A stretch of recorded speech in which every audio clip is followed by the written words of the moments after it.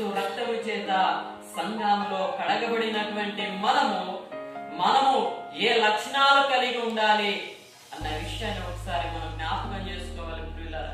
సంఘంలో చేర్చబడినటువంటి మనము ఏమి విడిచిపెట్టామో, ఏది విడిచిపెట్టుకోకుండా ఉన్నామో ఒకసారి మనం జ్ఞాపకం చేసుకోవాలి ప్రియులారా. ఒకసారి మన హృదయాన్ని మనం పరిశీలించుకోవాలని ప్రభుపేట మనం చేస్తా ఉన్నాం. సంఘములో చేర్చబడినటువంటి మనము ఏమి ధరించుకోవాలి, మన హృదయములో ఏమి ఉండాలి అన్న విషయాన్ని గలతీ సంఘానికి రాస్తూ ఉన్నాడు ప్రియులారా. ఆ గలతీ సంఘానికి రాస్తూ అక్కడ మనం జ్ఞాపకం చేసుకుందాం. గలతీలకు రాసినటువంటి పత్రిక 5వ అధ్యాయము, గలతీలకు రాసినటువంటి పత్రిక 5వ అధ్యాయము 22వ వచనాన్ని ఒకసారి జ్ఞాపకం చేసుకుందాం. అయితే ఆత్మ ఫలమేమనగా, జాగ్రత్తగా వినాకులరా, ఆత్మ ఫలములేవనగా ప్రేమ, సంఘాన్ని పరిశుద్ధులుగా పిలవటానికి ఆయన రక్తము చేత సంఘాన్ని పిలిచాడే. ఆ పిలిచినటువంటి ఆ సంఘానికి ఏమి ధరించుకోవాలి, ఏమి ఉండాలి అన్న విషయాన్ని పరిశుద్ధాత్మ దేవుడు మాట్లాడుతా ఉన్నాడు. ఆత్మ ఫలములేమనగా ప్రేమ, ప్రేమ, సంతోషము, సమాధానము, దీర్ఘశాంతము, దయాలత్వము, మంచితనము, విశ్వాసము, సాత్వికము, ఆశ నిగ్రహము. ఇట్టి వాటికి ఇవన్నీ ఏమంట? ఆత్మ ఫలాలను వాక్యం సెలవిస్తా ఉంది. ఎన్ని ఉన్నాయమ్మా ఆత్మ ఫలాలు అంటే? 9 ఉన్నాయి ప్రియులారా. ప్రేమ 1, సంతోషము 2, సమాధానము, దీర్ఘశాంతము, దయాలత్వము, మంచితనము, విశ్వాసము, సాత్వికము, ఆశా నిగ్రహము. ఎన్నై మొత్తం? 9. ఆత్మ ఫలాలు ఏవనగా ఈ 9. సంఘములో చేర్చబడినటువంటి మనలో ఏముండాలంట? ఈ 9 ఉండాలి ప్రియులారా. మొట్టమొదటిగా ఏముండాలంట? ప్రేమ ఉండాలని వాక్యం సెలవిస్తూ ఉంది. కనుక పరిశుద్ధ గ్రంథం అంతా కూడా తెలియజేస్తున్నటువంటిది ప్రేమ గురించి తెలియజేస్తూ ఉంది ప్రియులారా. ఆది కాండం మొదలుకొని ప్రకటన వరకు ప్రేమ గురించి మనం వర్ణిస్తా ఉంది. కనుక ప్రేమ అనేది చాలా ప్రాముఖ్యమైనది, చాలా విలువైనటువంటిది. ఆత్మీయ స్థితిలో ఆత్మీయతలో ఎదగాలి, సంఘములో ఎదగాలి, సంఘములో సహవాసం ఉండాలి, సంఘములో ఐక్యత ఉండాలి అంటే మనలో ఏముండాలి? ప్రేమ ఉండాలని వాక్యం సెలవిస్తుంది. ప్రేమ కలిగి ఉండాలని దేవుని వాక్యం సెలవిస్తా ఉంది. ఎందుకంటే దేవుడు ఏమై ఉన్నాడు? ప్రేమా స్వరూపి. కనుక ఆ ప్రేమామయుడైనటువంటి ఆ ప్రేమామయుడు మనం కూడా ప్రేమ కలిగి ఉండాలని వాక్యం సెలవిస్తాం. ఈ రోజున మనమందరము కూడా ప్రేమ కలిగి ఉండాలని వాక్యం సెలవిస్తా ఉంది పిల్లరా. అదే 14వ వచనాన్ని ఒకసారి చదువుకుందాం. ధర్మశాస్త్రం అంతయు నిన్ను వలె నీ పొరుగు వానిని ప్రేమించుమను ఒక్క మాటలో సంపూర్ణమై ఉన్నది. ధర్మశాస్త్రం అంతా కూడా దేని మాటలో లిఖించారంట? ప్రేమ. నిన్ను వలె నీ పొరుగు వారిని ప్రేమించుము అని ఒక్క మాటల్లో సంపూర్ణమై ఉన్నది. కనుక ఈ ధర్మశాస్త్రం అంతా కూడా ప్రేమ గురించి సంపూర్ణంగా దేవాది దేవుడు రాసి ఉన్నాడు పిల్లరా. ఈ రోజున సంఘములో చేర్చబడినటువంటి మనము నీలోను నాలోను ఏం కోరుతా ఉన్నాడు? ప్రేమను కోరుతా ఉన్నాడు పిల్లరా. ఈ ప్రేమ కలిగి ఉండాలని దేవాది దేవుడు, పరిశుద్ధాత్మ దేవుడు నిన్ను నన్ను హెచ్చరిస్తున్నాడు. కనుక ప్రేమ లేని వాడవైతే మృతుడవే అని వాక్యం సెలవిస్తా ఉంది. కనుక ప్రేమ కలిగి ఉండాలని వాక్యం సెలవిస్తా ఉంది. ఆత్మ ఫలాలలో ప్రేమ అనేది చాలా ప్రాముఖ్యమైనది. మనము దేవుని చేత రక్తము చేత కడగబడినటువంటి మనము ఒకనాడు అంధకారములో నుండి, సాతాను శక్తుల్లో నుండి మనను ఆయన విడిపించి యాజక సమూహముగా మనల్ని ఏర్పరచుకొని పరలోక రాజ్యానిగా వారసులుగా చేయడానికి యేసు ప్రభు గారి కొరకు నీ కొరకు నా కొరకు కల్వరిలో బలియాగమయ్యాడు కనుక నీలో నుండి సంఘములో చేర్చబడినటువంటి మనలో నుండి ఏం కోరుతా ఉన్నాడంటే ప్రేమను కోరుతా ఉన్నాడు. ప్రియులారా, ఈ రోజున ప్రేమ కలిగి ఉండాలని వాక్యం సెలవిస్తా ఉంది. రెండవది సంతోషం కలిగి ఉండాలని దేవుని వాక్యం సెలవిస్తా ఉంది. ప్రియులారా, ప్రేమ ఉన్న చోట ఏముంటది? సంతోషం ఉంటది. ప్రియులారా, మనలో సంతోషము లేదు అంటే మనలో ఏం లేదు? ప్రేమ లేదు. ప్రేమ లేదు అంటే మనలో ఏమి లేదు? పరిశుద్ధాత్మ లేడు అని వాక్యం సెలవిస్తాము కనుక ఆత్మ అనే పదము పెద్ద అక్షరాలతో రాయబడింది. అనగా పరిశుద్ధాత్మ ఫలాలు, ఆత్మ ఫలాలు, వరాలు గురించి మాట్లాడుతూ ఉన్నాడు. ప్రేమ ఉన్నప్పుడు మనలో ఏముంటది? సంతోషం ఉంటది. కనుక యేసు ప్రభు గారు ఎప్పుడైతే జక్కయ్య హృదయంలోనికి ఆహ్వానించాడో వెంటనే ఆ వ్యక్తికి వచ్చింది ఏంటిది?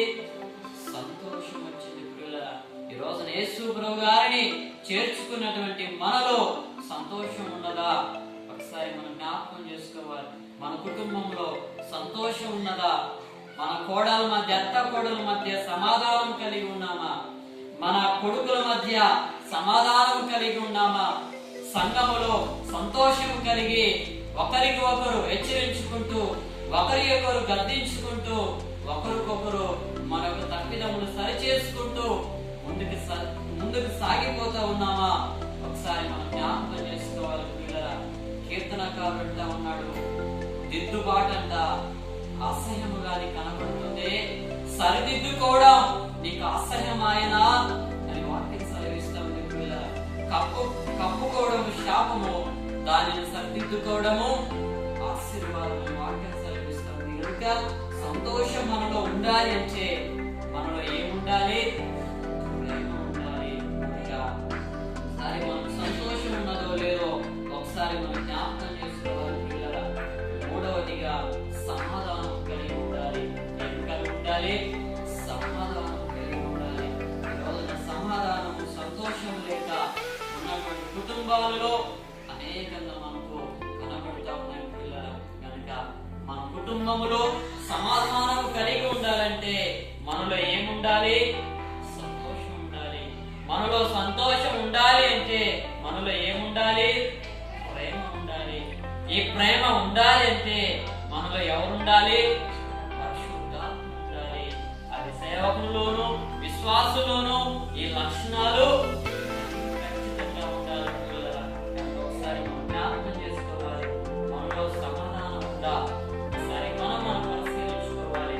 మన ఆత్మను మనం పరిశీలించుకోవాలని ప్రభుపేట మనం చేస్తున్నాం. సమాధానం లేనటువంటి పరిస్థితుల్లో మనం ఉన్నాం. ఒకసారి మనం జ్ఞాపకం చేసుకుందాం. సమాధానం కలిగి ఉండాలని వాక్యం సెలవిస్తుంది. కనుక సమాధానం ఇచ్చేది ఎవరు? సమాధానకర్త అయినటువంటి యేసు ప్రభు గారే మనకు సమాధానం ఇస్తున్నాడు. ఆ సమాధానములో దేవుడు సమాధానముగా కలిగి ఉండాలని దేవాతి దేవుడు హెచ్చరిస్తూ ఉన్నాడు. పిల్లరా, ఒకసారి లూకాసు వార్తను ఒకసారి జ్ఞాపకం చేసుకుందాం. లూకాసు వార్త 2వ అధ్యాయము, లూకాసు వార్త 2వ అధ్యాయము 14వ వచనాన్ని ఒకసారి జ్ఞాపకం చేసుకుందాం. లూకాసు వార్త 2వ అధ్యాయము 14వ వచనాన్ని చదువుకుందాం. సర్వోన్నతమైన స్థలములలో దేవునికి మహిమయు ఆయనకిష్టులైన మనుషులకు భూమి మీద సమాధానము కలుగును గాక. హల్లెలూయా. దేవునికే మహిమ కలుగును గాక.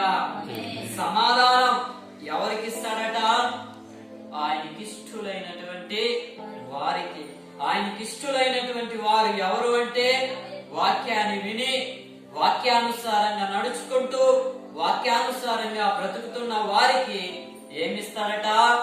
సమాధానాన్ని ఇస్తాడని వాక్యం సెలవిస్తుంది. ప్రియులారా, కనుక డబ్బుతో కొనలేనివి సమాధానం. డబ్బుతో కొనగలమా? సమాధానాన్ని కొనలేం. సంతోషాన్ని కొనలేం. ప్రేమతో మనము కొనలేం. ప్రియులారా, కనుక డబ్బుతో కొనలేనివి దేవా దేవాతి దేవుడు మనకు ఇస్తా ఉన్నాడు కనుక సమాధానం కలిగి ఉండాలని వాక్యం సెలవిస్తా ఉంది. సమాధానం కలిగి ఉండాలంటే ఆయనకి ఇష్టడుగానే మనం బ్రతకాలి, ఆయనకు లోబడే విధంగా మనం బ్రతకాలని వాక్యం సెలవిస్తా ఉంది. ప్రియులారా, ఈ రోజున మనం ప్రేమ లేక అనేకంగా సమాధానం లేక మనం పరిగెడుతా ఉన్నాం. ప్రియులారా, మన కుటుంబాలలో సమాధానం లేదు. మన సంఘంలో కూడా జ్ఞాపకం చేసుకోవాలి, సంఘంలో కూడా చేర్చబడినటువంటి మనము అందరితో సమాధాన పడే విధముగా మనం ఉండాలని దేవుని వాక్యం సెలవిస్తా ఉంది. కనుక ఈ రోజున మన పరిశుద్ధాత్మ దేవుడు ఆ సంఘంలో చేర్చబడిన తర్వాత మనలో ఏముండాలంటే ప్రేమ ఉండాలి, సంతోషం ఉండాలి, ఇంకా సమాధానం కలిగి ఉండాలని వాక్యం సెలవిస్తా ఉంది. కనుక ఇవి ధరించుకునే వారిగా మనం ఉండాలని దేవుని వాక్యం సెలవిస్తూ ఉంది. దీర్ఘ శాంతము కలిగి ఉండాలి, అనగా నెమ్మదితో ఉండాలి, నెమ్మదితో మనము జీవించాలి, శాంతితో సమాధానముతో. ఉగ్రత, ఆవేశము, కోపము, ముఖము ప్రమాదానికి దారితీస్తాయి. కనుక దీర్ఘ శాంతముతో ఆలోచన చేయాలి, సమాధానముతో కలిగి ఉండాలని వాక్యం సెలవిస్తా ఉంది. కనుక ఒకసారి దీర్ఘ శాంతము కలిగి ఉండాలి. నెమ్మదితో ఉంటే మన కుటుంబాలు ఏమవుతాయి? నిలబెడతాయి. మన కుటుంబాలు చక్కగా నిలబడతాయి. దయాళత్వము కలిగి ఉండాలి, మంచితనం కూడా ఉండాలి, విశ్వాసం ఉండాలి, సాత్వికం ఉండాలి, ఆశ నిగ్రహం ఉండాలి అని వాక్యం సెలవిస్తుంది. ఈ 9 లక్షణాలు ప్రేమ, సంతోషం, సమాధానం, దీర్ఘశాంతం, దయాళత్వం, మంచితనము, విశ్వాసము, సాత్వికము, ఆశా నిగ్రహం, ఇవన్నీ కూడా సంఘములో చేర్చబడినటువంటి మనలో ఉండాలని వాక్యం సెలవిస్తా ఉంది. ఇవి ఉన్న వారందరూ కూడా పరిశుద్ధులుగానే పిలువబడతారని వాక్యం సెలవిస్తా ఉంది. అంటే మీరు పిలువబడిన వారు పరిశుద్ధ సంఘమై ఉన్నారు కనుక ఆ పరిశుద్ధ సంఘములే మనం ఉండాలంటే ఈ 9 లక్షణాలు, ఈ 9 విషయాలు మనలో ఉండాలని వాక్యం సెలవిస్తూ ఉంది. ఈ రోజున ఈ 9 లక్షణాలు మనలో కలగలిపోతా ఉన్నాయి. ఈ 9 విషయాలు మనలో లేకపోతా ఉన్నాయి. ఒకసారి మనం జ్ఞాపకం చేసుకోవాలి. ఆత్మ ఫలాలు చాలా ప్రాముఖ్యమని వాక్యం సెలవిస్తా ఉంది. కనుక ఈ 9 లక్షణాలు నీలోనూ నాలోనూ ఉండాలని దేవుడు ఇష్టపడతా ఉన్నాడు. పిల్లల కనుక మనలో ఉన్నాయో లేవో ఒకసారి మనం జ్ఞాపకం చేసుకోవాలి. సాత్వికం కలిగి ఉండాలి, కనుక ప్రేమ కలిగి ఉండాలి, విశ్వాసం కలిగి ఉండాలి, మంచితనము కలిగి ఉండాలని వాక్యం సెలవిస్తూ ఉంది. ఇవి లేని ఎడల దేవాతి దేవుడు మాట్లాడుతూ ఉన్నాడు. కింద వచనంలో, ఇచ్చి వాటికి విరోధమైన నీవేమీ లేదు, క్రీస్తు యేసు సంబంధులు శరీరమును దాచి శరీరమును దాని ఇచ్చలతోనూ దురాశలతోనూ సిలువ వేసి ఉన్నారు అని వాక్యం సెలవిస్తూ ఉంది. సంఘములో చేర్చబడిన తర్వాత ఇవి ధరించుకోకుండా, ఇవి మనలో లేకుండా పేరుకు మాత్రమే క్రైస్తవులము, పేరుకు మాత్రమే క్రైస్తవులను చెప్పుకొని బ్రతుకుతున్నటువంటి మనము దేవుని ఏం చేస్తూ ఉన్నామంట? సిలువ వేస్తూ ఉన్నాం. ఇవి లేని ఎడల దురాశతోనూ కల్మషము లేతతోనూ మనం ఏం చేస్తూ ఉన్నాము అంటే ఇంకా సిలువను వేస్తూ ఉన్నాం, ఇంకా సిలువ వేస్తూ ఉన్నాం. సంఘములో చేర్చబడిన మనము ఇవి మనలో లేకపోతే, మనలో ఉండకపోతే సిలువను ఏం చేస్తున్నామంటే దేవుణ్ణి మరలా సిలువను వేసే వారిగా మనం ఉన్నామని వాక్యం సెలవిస్తుంది. ఈ రోజు నీవు ధరించుకున్నామా, ఇవి ఉన్నాయా లేవా అన్న విశ్వాసాన్ని మన ఆత్మకు మనమే పరిశీలించుకున్నట్లయితే దేవాది దేవుడు హెచ్చరిస్తూ ఉన్నాడు. ప్రియులారా, ఈ రోజున మనలో ఇవి ఉన్నాయో లేవో ఒకసారి జ్ఞాపకం చేసుకోవాలి. ప్రియులారా, సంఘంలో చేర్చబడిన తర్వాత ఇవి ఉండాలి, మరి ఏవి విడిచిపెట్టాలి? సంఘములో చేర్చినవే సంఘములో ఏవి ధరించుకోవాలి, ఏమి ధరించుకోకూడదో ఒకసారి వాక్యం సెలవిస్తూ ఉంది. ప్రియులారా, ధరించుకోవలసినవి ఆత్మ ఫలాలు, ధరించుకొని లేనివి ఒకసారి మనం జ్ఞాపకం చేసుకోవాలి.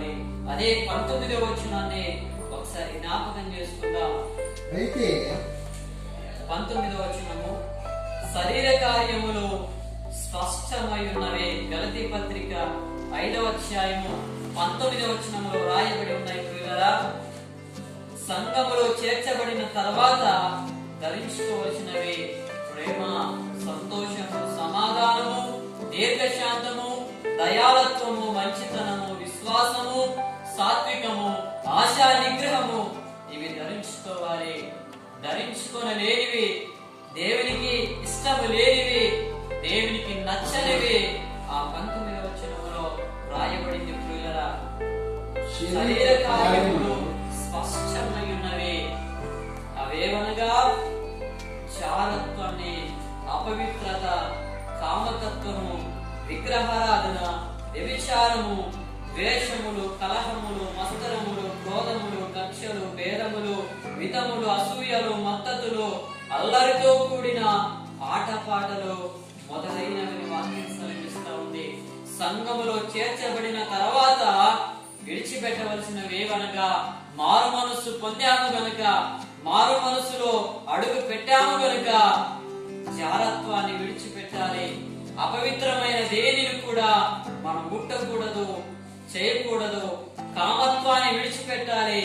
విగ్రహారాధనలో నుండి విడుదల కావాలని వాక్యం సెలవిస్తూ ఉంది. ఈ రోజున మన యొక్క పరిస్థితి ఏ విధంగా ఉన్నాయో ఒకసారి మనం జ్ఞాపకం చేసుకోవాలి. దేవుడు చెయ్యండి అని వాటిని మనం ఏం చేస్తూ ఉన్నామంటే చేయకుండా పోతా ఉన్నాం. దేవుడు చేయవద్దు అన్న పనిని మనము చేయడానికి పోతా ఉన్నాం. చేయకూడనివి ఏమనగా జారత్వం కలిగి ఉండకూడదని వాక్యం సెలవిస్తా ఉంది. జారత్వానికి దూరముగా పారిపోండి అని అపోస్తులైనటువంటి పౌలు గారు హెచ్చరిస్తూ ఉన్నాడు కనుక సరే మనం జ్ఞాపకం చేసుకోవాలి. కనుక జారత్వం అనగా వివాహం కాకమునిపే సంబంధాలు, ప్రేమను ప్రేమించడం, కలుసుకోవటం, ఇవి జారత్వానికి సంబంధించినవి కనుక వాటికి దూరంగా పారిపోండి, వాటికి దూరంగా ఉండండి అని వాక్యం సెలవిస్తూ ఉంది ప్రియులారా. కనుక అపవిత్రత అనగా పాపానికి సంబంధించిన క్రియలు, పాపానికి సంబంధించినవి ఏవైనా సరే అవి చేయకూడదని వాక్యం సెలవిస్తూ ఉంది. కనుక ఒకసారి మనం జ్ఞాపకం చేసుకోవాలి. కామతత్వాన్ని గురించి కూడా జయించాలని వాక్యం సెలవిస్తూ ఉంది. విగ్రహారాధనలో నుండి విడుదల కావాలని వాక్యం సెలవిస్తూ ఉంది. విగ్రహారాధన చూచి ఏం చేయాలంట? దూరంగా పారిపోండి అని వాక్యం సెలవిస్తా ఉంది. విగ్రహారాధన అంటే ఒక ప్రతిమను తయారు చేసుకొని దానికి పూజ చేయడం ఒకటే కాదు. విగ్రహారాధన అంటే యేసు ప్రభు కంటే దేనిని ఎక్కువ ప్రేమిస్తామో అది కూడా ఒక విగ్రహారాధన కిందకే లెక్క పిల్లరా. కనుక ధనాపేక్ష కలిగి ఉన్నామా? అది కూడా విగ్రహారాధన. ప్రేమ లేకుండా ఉన్నామా? అది కూడా విగ్రహారాధనే. తల్లిదండ్రులు దేవుని కంటే ఎక్కువగా ప్రేమిస్తున్నామా? అది కూడా విగ్రహారాధనే. కనుక విగ్రహారాధన అంటే బొమ్మను చేసుకున్నంత మాత్రాన కాదు. కనుక పాపానికి సంబంధించిన క్రియలు ఏవైతే ఉన్నాయో అవన్నీ కూడా విగ్రహారాధన కిందకే. కనుక ఒకసారి ఎలాంటి విగ్రహారాధన కలిగి ఉన్నాం?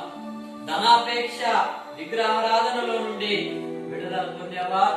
అనగా ధనాపేక్ష సమస్తమైన కీడులకు మూలమని వాక్యం సెలవిస్తా ఉంది. దానిని ఆశించిన వారు ఆ విశ్వాసములో నుండి తొలగిపోయారని వాక్యం సెలవిస్తా ఉంది. ఈ రోజున ధనాపేక్ష ఎంతమందో మనం ఒకసారి సంఘములో చేర్చబడినటువంటి మనలో ధనాపేక్ష ఉందంటే చాలా బాధాకరమైనదే విషయమే. కనుక ఒకసారి జ్ఞాపకం చేసుకోవాలి. కనుక ధనాపేక్ష ఒక విగ్రహారాధన కనుక ఒకసారి జ్ఞాపకం చేసుకోవాలి. వాటన్నిటిని ద్వేషించాలి, విడిచిపెట్టాలి. అప్పుడే మనము యాజక సమూహం కిందకి వస్తాం, పరిశుద్ధ సంఘాల కిందకి మనం వస్తాము. వాటిని విడిచిపెట్టుకోకుండా, వాటిని అనుసరించుకోకుండా, వాటిని పాటించుకోకుండా మనం వస్తా ఉన్నామంటే సంఘానికి వస్తా ఉన్నాం, పోతా ఉన్నామని అన్నట్టుగా మనం ఉన్నట్లయితే ప్రమాదమే పిల్లల. కనుక ఎక్కడేసిన గొంగడి అక్కడే ఉండే పరిస్థితి మనలో ఉన్నాం కనుక అలాంటి భక్తిహీనతలో నుండి విడుదల కావాలని దేవాది దేవుడు ఇష్టపడుతూ ఉన్నాడు. దేవుని సంఘములో చేర్చబడిన మనము ఏమి విడిచిపెట్టామో, ఏమి విడిచిపెట్టలేవో నీవు నేను పరీక్షించుకున్నట్లయితే మన ప్రాణం ఉన్నప్పుడే, బ్రతికి ఉన్నప్పుడే మనం సరిదిద్దుకుంటే మన జీవితం ఏమవుతుంది? సరిదిద్దుకుంటా అసహ్యంగా మన దృష్టికి కనబడితే అది ప్రమాదమే పిల్లరా. కనుక సరిదిద్దుకోవాలి.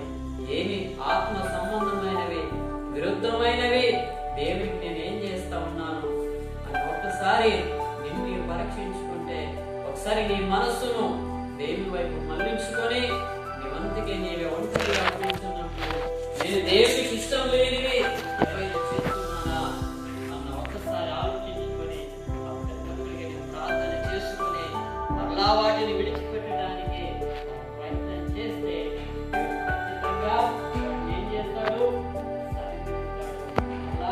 సరైన మార్గంలోకి నడిపిస్తాడు.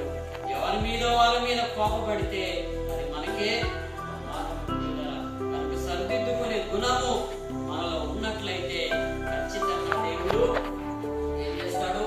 సరిదిద్దే మార్గాన్ని మనం చూపెడతాడు. పోయినటువంటి మంగళవారము కుటుంబ ప్రార్థన ఎవరింట్లో జరిగిందమ్మా? రాకేష్ వాళ్ళ ఇంటిలో జరిగింది. అక్కడ త్రాగుబోతు గురించి సందేశాన్ని మోషన్ గారు వర్ణిస్తూ ఉన్నప్పుడు ఆ వ్యక్తి ఏం చేశాడట? తన తప్పును తెలుసుకొని ఏం చేశాడు? సరిదిద్దుకున్నాడు.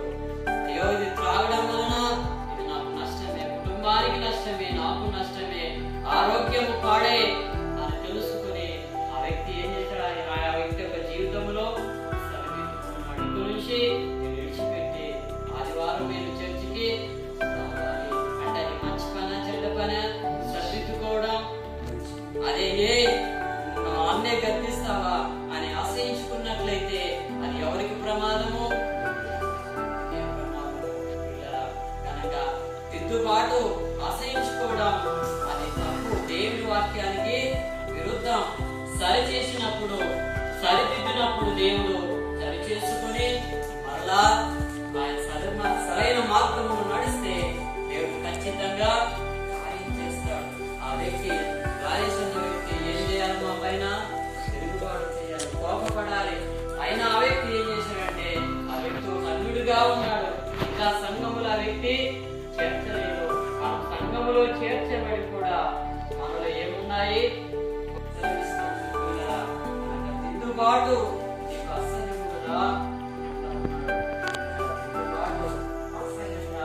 ఉన్నట్లయితే మన ఆత్మ ఫలాలు దేవుని తెలుసుకోవాలి.